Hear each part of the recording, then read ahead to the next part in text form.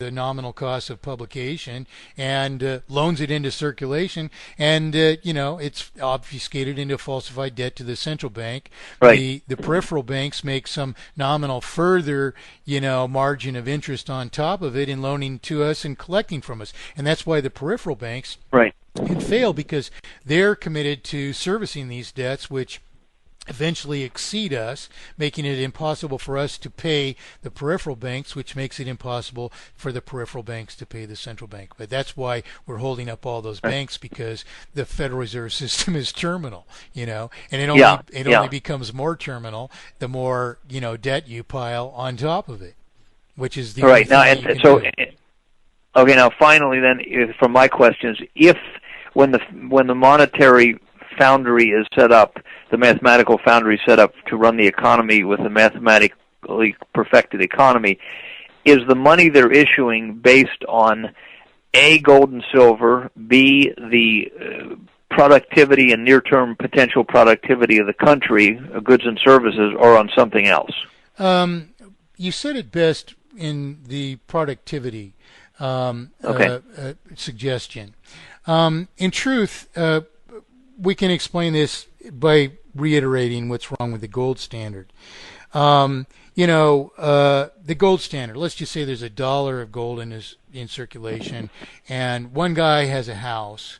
It's worth $1, and that's the only thing that exists. But everybody else wants to build a house, Well, the advocates of gold think, yippee, well, the value of money is going to go up then, because that $1 is going to sustain all this further industry. But if that dollar got to the builder of the house instead of the owner of the house, and that was by the owner committing to a promissory obligation, then in truth a commitment exists to pay $1 for a house. Now, if that dollar's got to suffice to sustain the production and commerce, which would sustain ownership of whatever, 1 billion houses, obviously we're dividing that dollar into tiny fractions, which makes its virtual value ascend preposterously, but yet it's committed in the payments of this one house, and this person who owns the house, the first house, has had a tremendous injustice committed against them, because they're obligated to pay $1 for one house, while that same dollar altogether is got to be the cost of all the other houses as well. It just doesn't work. A gold system can never work. It compels, people think that the fractional reserve system was the cause of abandoning the gold standard. It's the other way around.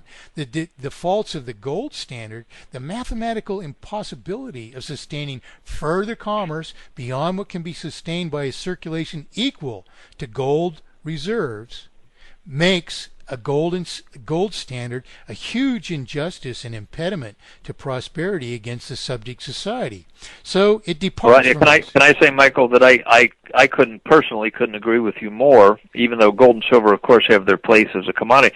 Sure, but you realize what you just said, if we were in the midst of Tea Party people or Austrian economics people, would set off a firestorm of debate, although I honestly have never heard the advocates of Austrian economics or the gold standard intelligently answer the things you've just said. No, they can't.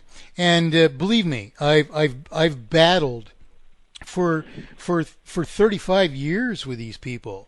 Ron Paul. I mean, people tried to put me together with Ron Paul since about 1980. I've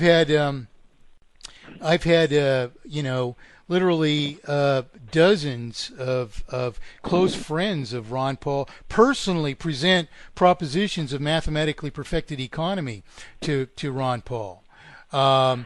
He's never answered. Now his friend, G. Edward Griffin, has plagiarized my work in a revision of his original plagiarism of Mullins, which is titled Jekyll Island.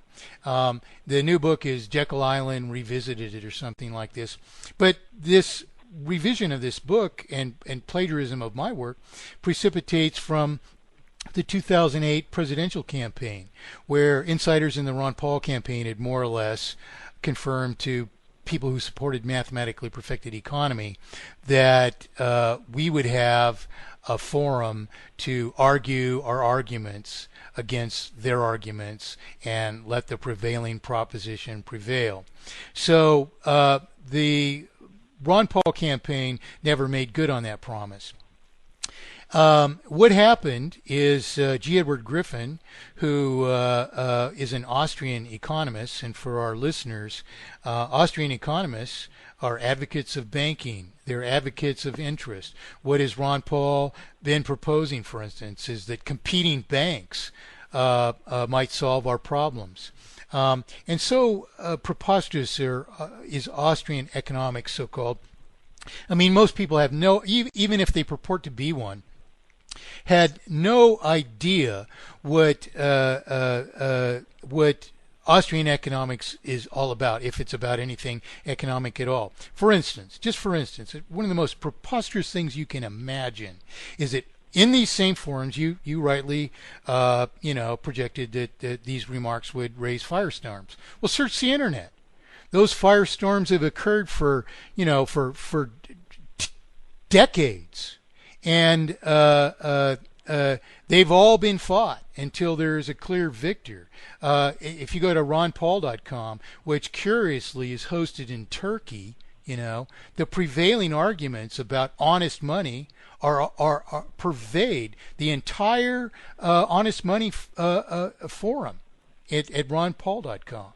And look at the preposterous arguments against mathematically perfected economy. About the best anyone can do is accuse me of being a socialist or a Marxist or something, when in fact mathematically perfected economy is the only true free enterprise and just enterprise. Well, so Michael, could I just let me just do this, because Fred, I don't know if Fred's smart still, and it's about 10 till midnight Eastern time. Dee Dee, Fred, Steve, who's ever here, should we open the call to other questions? And Fred, do you want to take back over the moderatorship? I'd like to finish the G. Edward Griffin thing because it pertains to. No, that's fine. That's fine, Michael. That's fine. When you're done, I'm just suggesting maybe we need to open the questions. But go ahead and finish. Well, I just actually about 6 months ago, I had inside warning that Griffin was going to plagiarize me. And this precipitates from a controversy during the 2008 presidential campaign, in which Griffin wrote an essay hoping to invalidate my thesis of inevitable failure, that is, this obfuscation of the currency subject to interest inherently and irreversibly multiplies artificial indebtedness in proportion to a circulation until we suffer a terminal sum of debt and failure under compromised creditworthiness, as we've explained several times now. Well, Griffin writes an essay. Now, mind you now, in these forums you will observe, Ron Paul forums and Austrian economics forums, that the participants, true advocates of Austrian economics, object to any use of math whatsoever. You cannot use math to prove a problem, to prove a solution, to model the problem, to calculate the maximum possible lifespan of any economy based on interest-bearing debt, for instance, or to prove solution. For none of these things. Why? They uniformly cite a misinterpretation of an earlier rule that mathematics ostensibly cannot account for indeterminate human behavior. So you can actually go through these forums for a decade plus, and you'll find where these people are denigrating me as if it's impossible to account for the maximum possible lifespan of an economy or the live economy based on interest-bearing debt. Well, one reason that they're objecting to this is they're advocates of banking and advocates of interest, and they're not only advocates of interest, but they're advocates of elevated rates of interest, as if elevated rates of interest would have somehow discouraged us from borrowing into a terminal state of indebtedness. Whereas, of course, as I've already explained, higher rates of interest, so long as you maintain a vital circulation, require further borrowing and escalate the rate of failure. So, in fact, the very models that I provided the Reagan administration, you can still download them complete with source code from my pages. I originally posted them to public bulletin boards in 1983 and 4, which made me the first, online electronic monetary reform presence. And I was for several years into the official formal internet 10 years later. But the reason that the way that you calculate the maximum possible lifespan has nothing to do with indeterminate human behavior, because the humans are compelled to comply with the rules of the system. It doesn't matter what they try to do for industry. It matters in what they can succeed in doing in industry from the remaining circulation, which is not dedicated to servicing the ever-escalating sum of debt. You see? So you can calculate exactly the maximum possible lifespan of the system by no more convoluted or improbable or uncertain formulas than the bank calculates the interest on your payment against a debt. It's this very same simple elementary arithmetic. So this is part of all these preposterous things, but nonetheless, Griffin writes an essay in 2008 which he tries to invalidate my thesis of inevitable failure under interest. Never mind the obfuscation of the currency, as if the principal is actually owed to the bank, who merely, at most, the banking system merely absorbs the mere cost of publication of evidence of our promissory obligations to each other. Never mind the obfuscation of the currency. So Griffin writes this stupid essay. I mean, it's just utterly stupid. I can't understand how a fifth grader couldn't see right through it. But it's reveled in these Ron Paul forums. And what Griffin basically holds is that no, interest wouldn't multiply artificial indebtedness in proportion to a circulation, because suppose, he says, you have a $900 a month payment against your house and $80 of that is interest. Well, chances are that a lot more of it is going to be toward interest, but this is the number that he gives.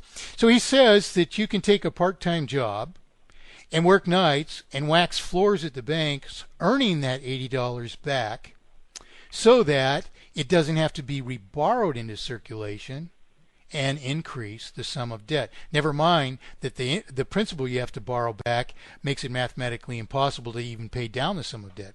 But this is the preposterous thing about this stupid essay that he wrote, is that it isn't, I realized this when I was 16 years old. I'm probably was a better mathematician when I was 8 years old than Mr. Griffin is. But the thing is, it isn't that you can get some of the interest back into circulation. Indeed, you can only get a negligible amount. Why?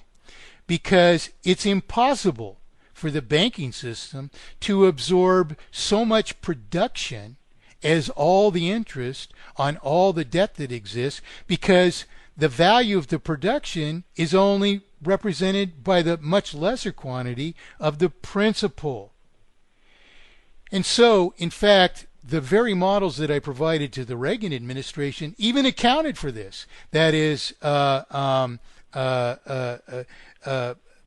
factors which negate having to borrow interest back into circulation, but which do so typically to a virtually negligible degree. Look around you everywhere. How many people do you see who are producing something that's absorbed by this preposterous proposition that the banking system could absorb it, equal to how much interest we are paying on debt?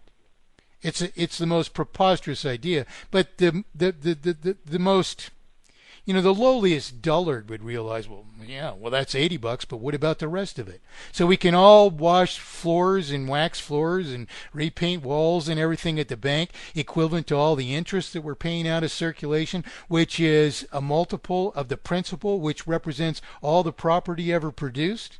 I don't think so. It's mathematically impossible. So I wrote an essay which, in response to his essay actually quoting him, and it's a gentlemanly piece, but if you had endeavored to disprove this theory in such a preposterous way, it would be, at least to some degree, I would think, humiliating. But so what has he done? Now he's claiming those ideas are his. In this new book, 43 years after a 16-year-old